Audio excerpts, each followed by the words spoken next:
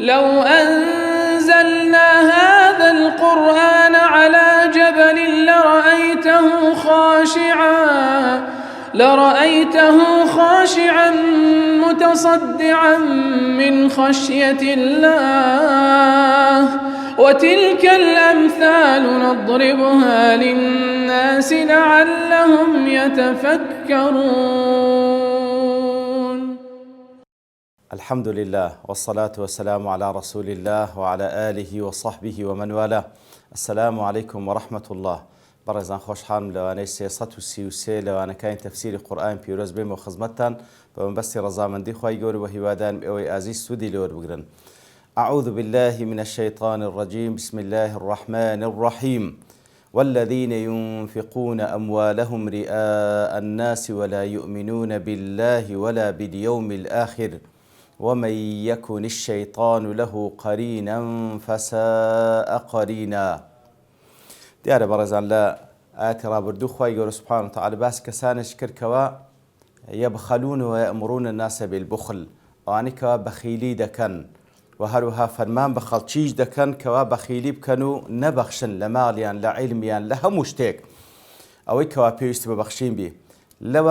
لە دوای ئەوە خوای گەورە ئەو جارە باز لە کەسانێک دەکاتن کەوا دەبەخشن بەڵام لە غەیری مەبەستیان تێدا غەیری ڕەزامەندی خوای گەورە سوبحانەهو وتەعالە بۆ ڕیاییە، کەواتە ئەوانەش وەکو ئەوان هەر وەکو ئەوەی کەوا دەیگری و نابەخشی ئەوەی کە پێویستە ببەخشی، وەکو ئەو کەسەیە کەوا دەبەخشی بەڵام لە جێگای خۆی نابەخشی، هەردوو لە لای خوای گەورە سوبحانەهو وتەعالە مەذمومن گلەیی لێکراون. ئەگەر بێت و تەوبەی نەکەن و نەگەڕێنەوە ئەوە معڕەزن لە بۆ سزای خوای گەورە. ئیتر والذین ينفقون أموالهم، ئەوانەی کەوا ماڵی خۆیان دەبەخشن بەڵام لۆ چ دەیبەخشن؟ رئاء الناس، کەواتە بۆ مەبەستەی دەیبەخشن کەوا لە بۆ خەڵکی ریایی دەکەن. دیارە رئاء الناس لە ڕوویەوە هاتێواتە تاوەکو بەس خەڵکی بیان بینی. ولا يؤمنون بالله ولا باليوم الآخر، هیچ ئیمانیان بەخوا سوبحانەهو وتەعالە نییە و ئیمانیان بە ڕۆژی دوایش نییە. کەواتە ئەسڵ وایە ئینسان کە دەبەخشی لە پێناوی خوا بیبەخشی، لە پێناوی ئەوەی کەوا خوا لێ ڕازی بی لە قیامەتدا پاداشتی بدرێتەوە. بەڵام کەسانێکەیە ئیمانیان بەخوا سوبحانەهو وتەعالە ئیمانیان بە ڕۆژ دوایش نییە دەبەخشن فەقەت رئاء الناس، تەنها لە بۆ ئەوەی کەوا خەڵکی بیان بینی و خەڵکی باسیام کە کەوانە دەبەخشن. کەواتە ئەو کەسێک کەوا لە پێناوی ریایی دەیبەخشی مەبەستی ئەوە نییە کەوا فعلەن لە جێگای خۆی دایبنێ ئەوەی کە خوا دەیوێت سوبحانەهو وتەعالە دەیبەخشی بە هەموو شێوەیەک دەبەخشی بەس فەقەت لە بۆی کەوا خەڵک مەدحی بکەن بە چاکە. کەواتە ئەوەشیان وەکو ئەو کەسێکەوە بەخیلی دەکا، هەر وەکو ئەویان معڕەزە لە عەزاب ئەوەشیان معڕەزە لە عەزاب. بە تەئکید ئەوە زیاتریش لەبەرەوەی خوای گەورە دەفەرمێ ولا يؤمنون بالله ولا باليوم الآخر. چونکە ئەوەی تریان ئەگەر ڕەزیلەکە وەکو گوتمان لە کۆتای ئاەتەکەی لەوێن دەرش خوای گەورە فەرمووی وأعتدنا للكافرين عذابا مهينا، فەرمووی لە بۆ کافرەکان ئامادەمان کردێ عەزابێکی بە ئیهانەکراوەیی، واتە سوکایەتی پێکردنیشی تێدا نەفسیشی تێدایە. ئیتر لەوێن دەرە باسمان کرد کە ئەو کەسەی کەوا بەخیلی دەکا فەرمان بە خەڵکی دەکا کەوا بەخیلی بکەن ئەسڵ وایە ئەو سیفەتی کافرانە. لێ خوای گەورە دەفەرمێ لە بۆ کافران ئامادەمان کردی ئەو سزایە. بەڵام وەکو گوتیشمان معنایەوە نیە هەموو بەخیلێک کافر بی، جاروا ئیماندارە بەڵام بەخیلە، صفەتێکی مەذمومە معڕەزە لە بۆ ئەو بەخیلەی بە تایبەتی ئەگەر بگاتە دەرەجەی ئەوەی کە ئەو نەفەقەی کە واجیبیشە وەکو زەکات دەری بکە یاخود نەفەقەی واجب لەسەر ماڵ و منداڵیشی دەرناکە ئەوە معڕەزە لە عەزابی خوای گەورە سوبحانەهو وتەعالە. بەڵام ئەگەر کافر نەبی ئەوە لە قەدەر گوناهەکەی و پاشانش ئەوە خوای گەورە سوبحانەهو وتەعالە بە فەزڵ و ڕەحمەتی خۆی لێ خۆش دەبێ. بەڵام ئەگەر وەکو گوتمان ئەوە ئەسڵەن صفەتی کافرانە کە کافریش بی ئەو هەتا لە جەهەنەمە. و ئەوەی دووەمیشیان لێرەدا ئەسڵ وایە ئیماندار لە پێناوی خوا بیبەخشی. لێ خوای گەورە دەفەرمێ ئەوانەی کەوا ماڵیان دەبەخشن لە بۆ خەڵکی بیان بین و ئیمانیان بەخوا بە ڕۆژی دوایی نییە. کەواتە بەڕاستی ڕیاییش ئاگادار بین صفەتێکە لە بۆ ئەو کەسانی کەوا ئیمانیان بەخوا بە ڕۆژی دوایی نییە. ئەگەر کەسێک ئیمانی بەخوا هەبی حساب لە بۆ ڕیایی خەڵکی ناکە، زیاتر ئەوە مەبەستیتی کە خوا لێ ڕازی بی، زیاتر ئەوە مەبەستیتی کەوا لە ڕۆژی قیامەت ئەو بەخشینەی بە کەلکی دابێ. کەواتە لێرەش ناڵێن کەوا هەموو کەسێک کە ڕیایی دەکا کافرە، نە، ئیمانداری شەجاروە تووشی ڕیایی دێ لە قەدەرەوەی کەوا تووشی ڕیایی هاتیە ئەجر پاداشەکەی کەم دەبێت. ئەگەر هەر مەبەستیشی خوا نەبی تەبەنەوە خەتەرە. ئەگەر کەسێک بی ئەسڵەن مەبەستی خوا نەبی، مەبەستی ڕیایی بیتن، وەکو لێردا خوای گەورە باس کە ئەسڵەن ئیمانی بەخوا بە ڕۆژ دوای نەبی، ئەوە کەسێکی کافرە و بە تەئکید معرضە لە بۆ سزای خوای گەورە نەوەک پاداش بدرێتەوە. وەکو لە چەندین ئاەت و حەدیث ئەو بابەتە باس کرا. لە بۆ نمونە لە حەدیثی قودسیدا خوای گەورە سوبحانه وتعالى دەفەرمیتن: أنا أغنى الشركاء عن الشرك من عمل عملا أشرك فيه غيري معي تركته وشركه.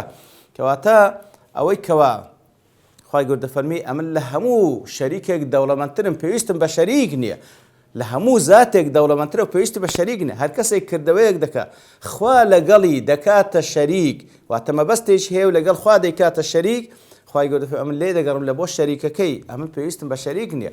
ئەوجا لە ڕۆژ قیامەت وەکو لە حەدیثی تر دەفەرمیتن خوای گەورە پێیان دەفەرمێت بڕۆنە لای ئەو کەسانەی کەوا ڕیاییتان لە بۆ دەکردن، با لەوە ئەوان پاداشتان بدەنەوە. کەواتەوەی ئەگەر ئەسڵەن شەریکی لە بۆ خوای گەورە پەیدا کرد لە کردەوەکەی خوای گەورە لێی دەردەست، ئەگەر ئەوەی لە ئەسڵ و ئەساس لە بۆ خوانەیکە ئەوە بە تەئکید معرەزیشە لە بۆ سزای خوای گەورە. ومن يكن الشيطان له قرينا فساء قرينا. هەر کەسێکیش شەیطان قەرینی بی، شەیطان لەگەڵی ببەسترێتەوە و شەیطان هاودەمی بی وەکو ئەوەی کەوا بەسترابیتەوە لەگەڵی، ئەوە خراپترین قەرینە، خراپترین کەسێکەوە لەگەڵی ببەسترێتەوە و هاودەمی بیتن. لەبەرەوەی دائما إن الشيطان يعدكم الفقر ويأمركم بالفحشاء. خوای گەورە دەفەرمی شەیطان وعدەی فەقیریتان پێدەدا، ئەگەر ببەخشی ئەوە فەقیر دەبی، ويأمركم بالفحشاء فەرمانتان پێ دەکات کەوا کردەوەی خراپ ئەنجام بدەن. ئیتر هەر کەسێک شەیطان قەرینی بی خراپترین قەرین و هاودەمە لەگەڵیتی.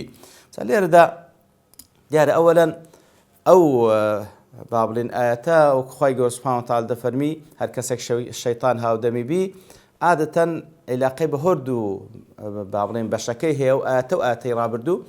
ئەو کەسێکەوە شەیطان قەرینی بی شەیطانە فەرمان پێ دەکات بە بوخل وەکو لە ئاەتی تر، شەیطانە فەرمان پێ دەکات کەوا وەیەکتومون ما ئاتاهم الله من فەضله، شەیطانە فەرمانی پێ دەکات کەوا یونفق بەڵام ڕیا الناس لە بۆ خەڵکی ڕیایی دەکات. ئیتر ئەوانە هەمووی لە کردەوەکانی شەیطانە، بەخیلی و ڕیایی و کەتمی فەزلی خوای گەورە هەمووی لە ئەعمالەکان و لە وەساوس و دەفعی شەیطانە. ئیتر هەر کەسێک وا بکە ئەوە بەڵگەی لەسەرکەوە شەیطان قەرینیتی. هەر کەسێکی شەیطان قەرینی بی لەگەڵی بی هاودەمی بی فەساء قەرینە، خراپترین هاودەمە لەگەڵیتی، خراپترین هاودەم. ئەوجا دیارە شەیطان وەکو شەیاطینی ئینس و جن هەیە بە نەسی ئاەت لە سوورەتی الأنعام خوای گەورە باسی دەکەن کەوا ئیتیصالیشتان لە نێوان یەکتری هەیە شەیاطین ئینس و جن یوحی بعضهم إلى بعض زخرف القول غرورا وەکو لەوێن دەرێ بە پشتیوانی خوای گەورە کە دەیگەینێ باسی دەکەین. ئیتر ئەوەی کەوا هاودەمی شەیطان بی، شەیطانێکی ئینسی بی یان جنی بی، ئەوە وای لێ دەکا کەوا ڕیایی بکە، بەخیلی بکە، هەموو ئەو قەباحەتانەی لێ بێتە جێ. دیارە هەر کەسێکی شەیطان قەرینی بی خراپترین قەرینە، هەتا وەکو لە ڕۆژی قیامەتی دەوێت تەبەڕای لێ بکاتن، دەوێت تەبەڕای لێ بکاتن. نقيض له شيطانا فهو له قرين وإنهم ليصدونهم عن السبيل ويحسبون أنهم مهتدون حتى إذا جاءنا قال يا ليت بيني وبينك بعد المشرقين. لو ڕۆژی قیامەتدا ئەوجا ئەو کەسە بە قەرینەکەی خۆی دەڵێ، بە شەیطانەکەی دەڵێتن کە فەرمانی پێکردی بە خراپە لە دنیا، دەڵێ خۆزگا لە بینی من و لە بینی تو بعد المشرقين، مەشرق و مەغریب لێک دوور باین. بەڵام ئەو خۆزگەیە بە هیچ شێوەیەک بەروبوومی نییە و تەنها حەسرەتە دەیچێژی. وماذا عليهم لو آمنوا بالله واليوم الآخر وأنفقوا مما رزقهم الله. خوای گەورە سوبحانه وتعالى بۆ ئوسلوبە دەفەرمیتن وماذا عليهم، باشە چیان لەسرە، چ زەرەر دەکەن ئەگەر بێت و ئیمان بەخوا بین و ئیمان بە ڕۆژی دوایی بینن، ئەوجا لە پێناوی خوا سبحانه وتعالى لە پێناوی پاداشتی قیامەت ئەو ڕزقەی کە خوا پێیانی دا ببەخشنەوە لە پێناوی خوا سبحانه وتعالى. وماذا عليهم، واتە چ خەسارەتێکیان هەیە، چ زەرەرێک دەکەن. سبحان الله ئەو کەسێکەوە بەو شێوەی ڕەفتار دەکات، ڕیایی دەکاتن لە بۆ خەڵکی یان بەخیلی دەکاتن، باشە چ زەرەر دەکا ئەگەر لە پێناوی خوا ببەخشی، لە پێناوی بەدەستێنان ڕەزامەندی خوا، لە پێناوی بەدەستێنان ئەجر پاداشتە قیامەت چ زەرەر دەکا ئەگەر ئەوە مەبەستی بی؟ بە تەکید هیچ زەرەر ناکە، زۆرش قازانج دەکا. بەڵام سوبحان الله ئەو ئینسانە زۆر جاران بەڕاستی فعلەن شێت دەبی کاتێکەوە مەسلحەتی خۆی نازانی، شێتە ئەو کەسێکەوە حساب لە ڕەزامەندی خوا ناکە، شێتە ئەو کەسێکەوە حساب لە بۆ پاداشت قیامەت ناکە. ئاخر ئەگەر کەسێک لە دنیادا لە بۆ مەسلحەتی چەند ڕۆژێکی دنیەوی مەسلحەتی خۆی نەزانی زەرەر لە خۆی بدا، خەڵک پێی برێشێتە، باشە فەکەیفە بەوەی لە بۆ قیامەتێکی دوور و درێژ و نەبراوە لە دەستە خۆی بداتن. شێتی حەقیقی ئەوە کەواتە بەڕاستی ئینسانی عاقڵ و هۆشمەند پێویستە بیر لەو قیامەتێ بکات و بیر لەو مردنەی بکات و کەوا چاوەڕوانی دەکات، بیر لەو قیامەت و دوور و درێژەی بکات کە چاوەڕوانی دەکات، بیر لە حەقی ئەو خوای عەظیمە بکاتن کەوا خەڵقی کردیە، بیر لەو شەریعەتەی بکاتەوە کەوا لە بۆ مەسلحەتی وی نادێ لە بۆ دنیا و قیامەت. کەسێک پشت لەو هەموو مەساڵحانە بکاتن بە فعلی شێتە، بە فعلی شێتە ئەو هەموو زەرەرە لە خۆی دەدا. وەکان الله بهم عەلیما. ئیتر خوای گەورەش پێیان ئاگادارە، خوای گەورە پێیان ئاگادارێ، وەکو هەڕەشەیەک خوای گەورە سوبحانەهو وتەعالا دەفەرمی وەکان الله بهم عەلیما، خوای گەورە پێیان ئاگادارە. واتە هەر کردەوەیەک کە دەیکەن لە بەخیلی، لە ڕەزیلی لە حەقەکانی خوای گەورە دەری ناکەن، لە فەرمانکردنیان بە بەخیلی و هەروها لە شاردنەوەیان لە فەزلی خوای گەورە، لە بەخشینیان لە پێناوی ڕیایی، خوای گەورە هەمووی پێ ئاگادارە، کە پێی ئاگادارە کەواتە معڕەزن لە بۆ سزای خوا سوبحانەهو وتەعالا. و ئەگەر هەر شتێکیش ببەخشن لە پێناوی خوای گەورە، خوای گەورە پێی ئاگادارە کەواتە لە هەمان کات خوای گەورە کە پێیان عەلیمە واتە حسابیان لەگەڵ دەکا، حسابی چاکە بە چاکترین، حسابی خراپەش لە قەدەر خۆی بە عەدالەت لەگەڵیان دەکا. خوا پەنامان بدە. ئەوجا لە دوایەوە دەفەرمی إن الله لا يظلم مثقال ذرة. سبحان الله، بێگومان خوای گەورە سبحانه وتعالى بەقەد قورسایی یەک زەڕەش زوڵم ناکە. سبحان الله، مثقال واتە بەقەد قورسایی لە ثقلەوە هاتیە.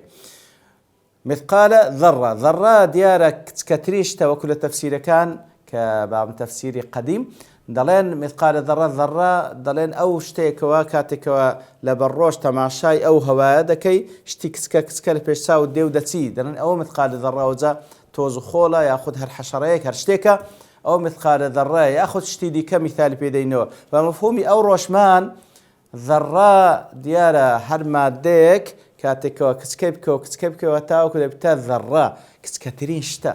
ئیتر بە هەر حاڵ خوای گەورە تەعبیر لە کچکەترین شت دەکا، لە قەدەر کچکەترین شتیش خوای گەورە زوڵم ناکە. إن الله لا يظلم مثقال ذرة. بە هیچ شێوەیەک خوای گەورە زوڵم لە کەس ناکە سبحانه وتعالى، کەواتە زوڵم لە کەس ناکە کە چاکەیەکی کردبی خوای گەورە پاداشتی نەداتەوە، یاخود خراپەیەکی کردبی خوای گەورە دوو هەندەی سزا بداتن. نەخێر، خوای گەورە بە هیچ شێوەیەک زوڵم ناکاتن، بەڵکو با بڵێن تەعاملی خوا لەگەڵ بەندەکانی لە ڕۆژی قیامەت دائر بین الفضل والعدل. خوای گەورە بە فەزل لەگەڵ ئیمانداران دەکات لە بەرامبەر چاکەیەک یەک بە 10 تا یەک بە 700 و زیاتر، بەرامبەر بە خراپەش یەک بە یەکە و زیاتر نییە. وەکو لەو حەدیثەی پێغەمبەری صلی الله عليه وسلم کەوا لە صحیح ابن حبان هاتیە، ئەنەس کوڕی مالک دەجێڕتەوە کە پێغەمبەر صلی الله عليه وسلم دەفەرمێ إن الله لا يظلم المؤمن حسنة. خوای گەورە سبحانه وتعالى زۆرم لە هیچ ئیماندارێک ناکە کە چاکەیەکی کردبی يثاب عليها الرزق في الدنيا ويجزى بها في الآخرة. کەواتە هەر چاکەیەک بکا لە دنیا خوای گەورە پاداش داتەوە، ڕزقی پێدەبەخشی لە دنیا، ئەوجا لە ماڵ و لە عیلم و لە صحەت و ڕزقی دنیا پێدەبەخشی لە دنیا، و لە ئاخرەتش خوای گەورە پاداشی داتەوە. فأما الكافر، ئەدێگەر کافر چاکەیەک بکە فيطعم بحسناته في الدنيا، للدنيا دا پاداش دەدرێتەوە بۆ چاکانی کە دەیکا بە هەمان شێوە. فإذا أفضى إلى الآخر، بەڵام کە ڕۆیژ لە بۆ ئاخرەت لم تكن له حسنة يعطى بها خيرا، لەبەرەوەی ئیمانی نییە لە قیامەت هیچی لە بۆ نیە، بەڵام لە دنیادا خوای گەورە زوڵم لە کافریش ناکا بۆی کەوا پاداشتی چاکانی دەداتەوە. بەڵێ إن الله لا يظلم مثقال ذرة وإن تك حسنة، ئەگەر کەسێک حەسەنە و چاکەیەکیش بکە يضاعفها، خوای گەورە سبحانه وتعالى بأضعاف مضاعفة وكتمان بلاي كمي يكبدا أو زلبو يكبا حفصة زياتر پاداش داتو ويؤتي من لدنه أجرا عظيما للاين خوي أجر پاداش تش يكزار قوري داتو من لدنه للاين خوي خواتش عظيم دي بتس أجر پاداش بداتو ونايش لنا أجرا عظيما كواتا أجر پاداش تش يكزار قورا تبراس تعامل كردن لقى الخوا سبحانه وتعالى تجارتي چي زور مربحة زۆر قازانجی تێدایە خەسارەتمەند ئەو کەسێک کەوا پشت لە خوا دەکا لە خوای گەورە دەپاڕینەوە بەو شێوەیە لە ئاەتەکانی خوای گەورە تێبگەن کە خوا مەبەستی سوبحانه وتعالى و موفقمان بکە بە پێداویستی ئاەتەکان هەڵبستین وصلى الله وسلم على نبينا محمد وعلى آله وصحبه أجمعين وآخر دعوانا أن الحمد لله رب العالمين. لو أنزلنا هذا القرآن على جبل لرأيته خاشعا متصدعا من خشية الله وتلك الأمثال نضربها للناس لعلهم يتفكرون.